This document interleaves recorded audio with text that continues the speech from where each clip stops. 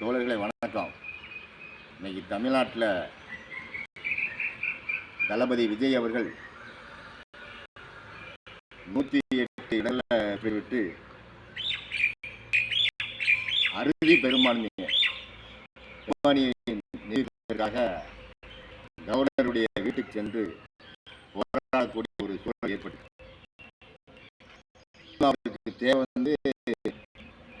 108 108 ஒரு இடம் சிம்மனம் திருச்சி கிழக்கில், இன்னொரு இடம் சபாநாயகருக்கு ஒரு ஆளை தேர்ந்தெடுக்கணும், கலிக சபாநாயகரை தேர்ந்தெடுக்கணும் அப்படின்னு அது போக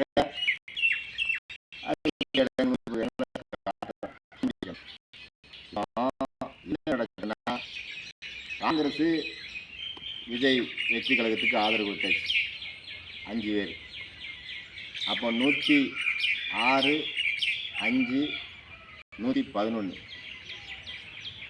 இன்னும் ஒரு 7 இடங்கள் கண்டிப்பாக தேவை. அப்படிங்கிற சூழலில் தளபதி விஜய் அவர்கள் கவர்னருடைய இல்லத்தை நோக்கி, மாளிகை நோக்கி ஓடிக்கிட்டு இருக்கார். கவர்னர் எங்கே ஓடுறாரு? இவர் விஜய் கவர்னர் இல்லத்தை நோக்கி ஓடுறாரு, அவர் கேரளா நோக்கி ஓடுறாரு. ஏன் கேரளா நோக்கி ஓடுறாரு? காங்கிரஸ் விஜய்கிட்ட வந்தாச்சு. காங்கிரஸுக்கு விஜய்கிட்ட வந்ததுனால இப்போ அவரை கூப்பிட்டு ஆதரவு கடிதத்தை கேட்கலாம், இல்லை நீங்கள் சட்டசபையை கூட்டி சட்டத்தில் நிறுவீங்கன்னு சொல்லலாம்.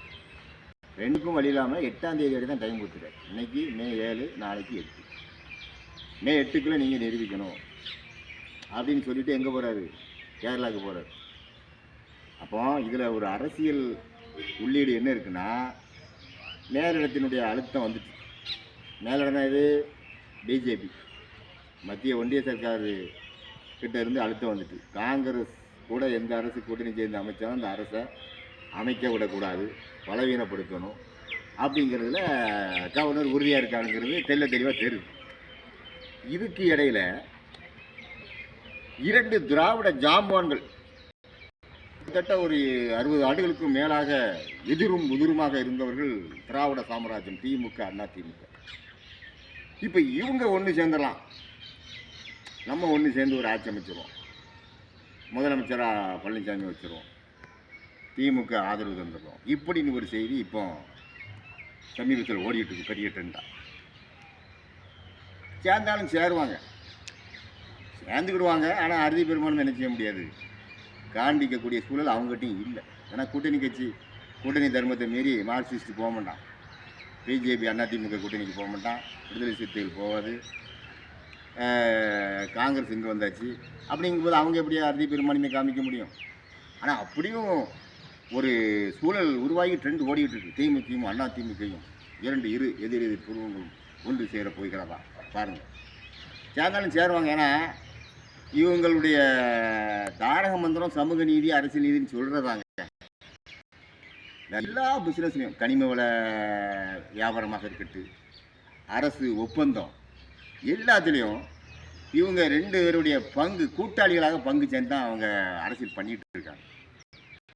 அப்படிங்கிறது இந்த தகவலுக்கு இவங்களுடைய இந்த கூட்டு சேரணுங்கிறமாக தெரிஞ்சு போச்சு. இவங்க அரசியலில் மட்டும் கூட்டு இல்லை, அவங்க செய்யக்கூடிய அநேக வியாபாரங்கள், தொழில்கள், அதில் கூட்டு. அதே மாதிரி அரசியல் கமிஷன், இதில் கூட்டு. இப்படி 2 பேருமே வேறு வேறு கட்சியாக இருந்தாலும் 2 துறையில் இருக்கக்கூடியவங்க நிறந்துக்கிறாங்க. இது பல காலமாக ஓடிக்கிட்டு இருக்கு.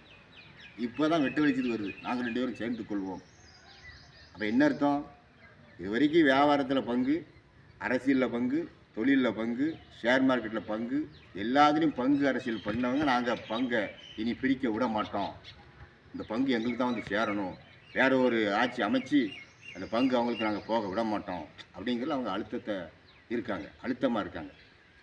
அப்போ வியாபார கொள்ளை அடிப்பதில் தான் அவங்களுடைய திட்டம் அதிகமாக இருக்குது. வியாபார நோக்கம், அரசியலை வியாபாரமாக்கி அவங்க பயன்படுத்தி இருக்கிறது இப்போ தமிழக மக்களுக்கு தெளிவாக தெரிஞ்சிட்டு. திமுக அதிமுக சேர்ந்த ஒரு நிலப்பாடு அவங்க எடுக்க போகிறாங்க அப்படிங்கிறது. ஆனால் சேருவாங்கன்னு தெரில. ஆனால் செய்திகள் வரக்கூடிய கணிப்பில் பார்க்கும்போது அப்படியும் எதுக்கு அவங்க துணிஞ்சவங்க அப்படிங்கிறது உறுதியாகுது. ஆக மொத்தத்தில் தமிழ்நாட்டுக்கு நலன் அப்படின்னு பார்த்தா இன்னொரு 6 பேர் 7 பேர் தான் தேவை விஜய் அவர்களுக்கு. அதை அமைச்சிட்டாருன்னா அவர் நினச்சி ஒரு நல்லாட்சி தரலாம், இல்லை அவர் தேர்தல் அறிக்கையில் சொன்னக்கூடிய அந்த திட்டங்களை நிறைவேற்றிடலாம். திரும்பவும் தமிழகத்துக்கு ஒரு தேர்தல் வர வேண்டிய அவசிய நிலைப்பாடு இல்லை, பல கோடி செலவு செய்யணும். அப்படியே தேர்தல் வந்தாலும் திரும்பவும் இழுபறியாக வருமா, யார் வருவான்னு சொல்ல முடியாது. ஆனால் விஜய் அவர்களுடைய மக்கள் செல்வாக்கு இருக்கிறனால அவர் தான் வருவார் அப்படிங்கிறது மக்களுடைய கருத்து. இருந்தாலும் திரும்ப ஒரு நிலைப்பாடுனா குடியரசுத் தலைவர் ஆட்சியை போடணும். 6 மாதத்துக்கு அந்த குடியரசுத் தலைவர் ஆட்சி இன்னும் இருக்குமா, இன்னும் பல ஆண்டுகளுக்கு நீடித்து போவார்களா, மத்திய சர்க்காருடைய கையில் இருக்குது குடியரசுத் தலைவர் அதிகாரம் அப்படிங்கிற பிரச்சனைகள்லாம் இருக்குது. அதெல்லாம் சீர்தூக்கி பார்க்கின்ற பொழுது இன்னும் நடுநிலையான சமூக நீதிக்கான கட்சிகள் 6 பேர் 7 பேர் வந்து அது விஜய்